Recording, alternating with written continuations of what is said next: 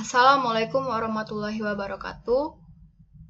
My name is Tania Dwi Pratiwi from 5BD. I would like to presentation about tools of data collection. So let's start by definition of collecting data. Data collection is the process of gathering and measuring information about targeted variable in an established system, which then enable one to answer relevant question and evaluate the result. So to improve the quality of information, it will be better if the data is collected, so that we can draw the conclusion and make the decision based on the considered factual. Next is method of collecting data. There are three major techniques for collecting data. First is questionnaire, second observation, and the last is interview. In this video, I would like to explain about interview method. So let's start from definition of interview. Interview is a method used to collect data from small group of subjects on a variety of topics. Interview consists of collecting data by asking questions, and data can be collected by listening to individual recording, filming their response, or combination of methods. So interview is a form of data collection used most in qualitative research. Next is types of interview. There are 4 types in interview. First is structured interview, second semi-structured interview, third in-depth interview, and the last is focus group discussion or group interview. We start from structured interview. Structured interview are used as data collection technique when the researcher or data collector is sure of the information to be obtained.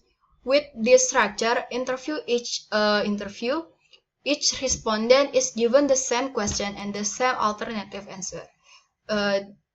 This is the picture of the structured interview guide. So this type resemble a survey questionnaire, right? And when we use this type, we have prepared the question that we usually write down a paper like this picture. And the second is semi-structured interview. Semi-structured interview are the type of interview where the implementation is free. When compared to interview structure, the purpose of this type interview is to find out the problem is more open, in which the invited parties are questioned opinions and ideas. This type include a number of plain questions that the interview has more freedom to modify the wording and the order of the question. Next is in-depth interview. This type of interview is more appropriate to collect complex information with a higher proportion of opinion based on information.